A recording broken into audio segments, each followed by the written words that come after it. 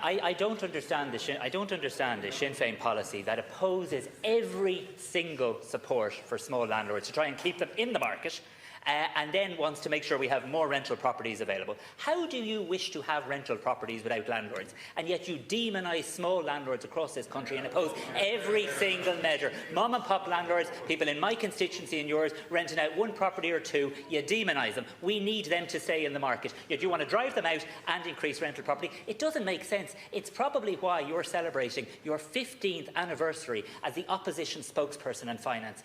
5 finance ministers later, you're still sitting in the same seat because the people of Ireland don't trust you when it comes to the economy. They know that the angry jack-in-the-box routine doesn't build homes, Pearse. It doesn't build homes.